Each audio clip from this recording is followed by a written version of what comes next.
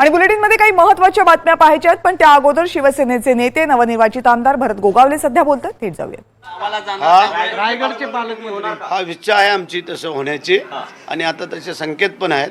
कारण यावेळेला चौथ्या वेळेला आम्ही निवडून आलेलो आहोत आणि मागची जी काय हे आहे उणीव ती यावेळेला भरून निघल अशी सगळ्या जनतेला वाटते. वादग्रस्त जे मंत्री आहेत त्यांचा पत्ता काट होणार आहे आणि जे नवीन चेहरे आहेत, त्यांना संधी दिली जाणार आहे.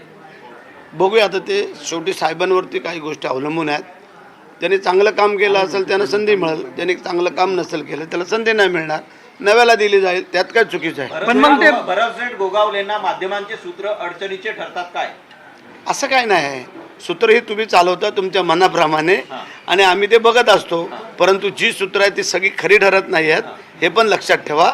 काही त्यातले ठराविक खरी ठरतात आणि काही ठराविक चुकीचे ठरतात. पण मग ते आता तुम्ही शिवलेले कोट उपयोगी येतील असं तुम्हाला वाटतं? आता ते बघूया ना, एक 5 दिवस थांब ना. आता पोटावरती येऊ नको. आता आपल्या मुद्द्यावरती आहे. मंत्रीपद मिळावं यासाठी गेल्या वेळी आपला खूप प्रयत्न होता. यावेळी कसा प्रयत्न असेल? पालकमंत्रीपद प्लस कॅबिनेट मंत्रीपद देखील आपल्याला हवं होतं. खूप तो कोट जो तयार केला होता, आता काय वाटतंय? परत तुला सांगतोय, पोटावरती येऊ नको. भाजपनी काय आलंय, जे मुद्दा आहे त्या मुद्द्याशी कोणाला असं वाटत नाही की आपल्याला मंत्री होऊ नये म्हणून. त्याप्रमाणे आमची इच्छा आहे. परंतु आम्ही जे काय आमच्या मुख्यमंत्र्यांवरती सोपवलेलं आहे, मुख्यमंत्री जो काही योग्य निर्णय घेतील त्याची आमची बांधिलकी. शिवसेनेची तयारी काय आहे? भाजपने 120 जागांची महानगरपालिकेची तयारी दर्शवली आहे. काय तयारी सगळी असणार आहे शिवसेनेची? आम्ही महायुतीमध्ये आहोत.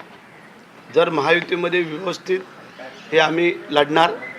जर त्यातून जर काय अडचण असली तर प्रत्येकाने आपापली तयारीमध्ये राहणं गरजेचं आहे. जेव्हा महायुतीमध्ये ज्या सीटच्या वाटप व्यवस्थित झालं तर कोणाला असं नको आहे की वेगळं लढणं. परंतु प्रत्येकाने आपापल्या तयारीत का राहू नये हा मुद्दा आहे. म्हणजे तुम्ही वेगळं लढणार? पालिका नाही काय लढणार नाही, चुकीचं काय टाकू नको तोंडात. आम्ही लढणारे महायुतीमध्ये लढत असताना योग्य सीट योग्य जागा प्रत्येकाला मिळणं हे गरजेचं आहे. आणि त्या पण वाटतं का या परिस्थितीवरून वाटल प्रत्येकाला जरूर आहे. ती 5 तारखेला शपथविधी होणार आहे का, हे कन्फर्म आहे? बहुतेक तसं लाडक्या बहिणींना मंत्रिमंडळात स्थान मिळणार का? काही ना मिळेल, सगळ्यांना नाही मिळू शकत, पण काही ना ते मिळेल अशी शाश्वत. तुम्ही एसटी महामंडळाचे अध्यक्ष आहेत. अपघात झालाय, काय मदत केली आहे? ते आता जो अपघात झाला दुर्दैवी अपघात आहे आणि मोठा अपघात आहे. कारण मगाशी मी आमच्या पेनकडनं माहिती घेतली त्यावेळेला मला वाटतं 14 लोक काहीतरी दगावल्याची माहिती मिळाली. पहिले 8 होती, नंतर त्यांची संख्या वाढली आणि 6 लोक अजून गंभीररित्या दुखापतीमध्ये आहेत. तर देव करो ती सुखरूप राहावं अशी आमची इच्छा आहे. आणि ज्यांना जी काय मदत आहे त्यांचे मुख्यमंत्र्यांनी मगाशी सांगितलं त्याप्रमाणे त्यांना चांगली मदत देण्याचा आम्ही प्रयत्न करू.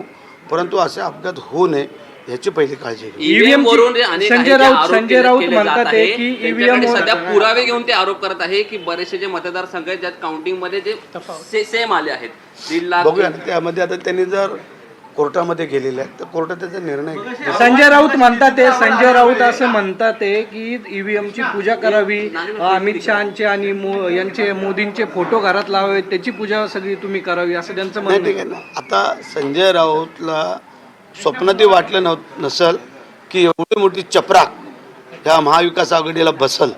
कारण रोज जे काय संजय राऊत बोलत होता त्याचं सगळं उलटं झालं. त्याच्यामुळे आता त्याला काय बोलू आणि काय नाही म्हणून तो आता कासावीस झालेला आहे. संजय राऊतांकडे तुम्ही किती लक्ष द्यावं हे आता तुम्ही ठरवा. सर, मगाशी जितेंद्र आव्हाड आले होते मुख्यमंत्र्यांना भेटायला. त्यांनी बाहेर येऊन हा आरोप केला की माझं काम होत नाही, अजितदादा पण करत नाही. मुख्यमंत्र्यांना गेल्या वेळी सांगितलं त्यांनी देखील केलं नाही. आता मी पुन्हा विनवणी करायला आलो. काय वाटतं त्यांचं काय काम होतं? काय एखादं असं काम असेल जर ते काय चुकीचं असेल अडचणीचं असेल तर ते पण मुख्यमंत्र्यांनी करावं का? आता आम्ही पण काही कामं देतो, एखादं वेगळं असेल त्यात थोडा विचार पण करावा लागतो. आणि त्याच्यामध्ये जितेंद्र आव्हाडांचं काय नेमकं काम आहे हे आता आम्हाला काय माहिती नव्हतं. पण ते आम्ही जितेंद्र आव्हाडांना पण विचारू आणि फुरसत मिळाली तर साहेबांना विचारू की जितेंद्र आव्हाड काय काम घेऊन आले होते आणि त्यांनी प्रसिद्धी माध्यमाला दिले काम होत नाही, असं कुठलं अडचणीचं काम आहे ते पण आम्ही बघू. पण जितेंद्र आव्हाडांनी चॅलेंज केलंय की जर बॅलेट पेपरवर निवडणुका जर घेतल्या तर मी राजीनामा द्यायला तयार आहे. आमदार असेल तो राजीनामा राजीनामा देईल. निवडणुका लढवेल. त्यांनी राज्य सरकारला आव्हान दिले. होय ना, आता 5 वर्ष थांब, नंतर राजीनामा दे. बरं, आता जनतेने जे काही निवडून दिलंय ते पहिलं नीट काम करा आणि मग राजीनामा द्या. ईव्हीएमचा काही गोंधळ असं ते आरोप कठीण असो किंवा कुठली परिस्थिती असो, परिस्थिती कठीण असो किंवा कुठली परिस्थिती असो, मुख्यमंत्री गावी जातात, नेमकं कारण काय आहे?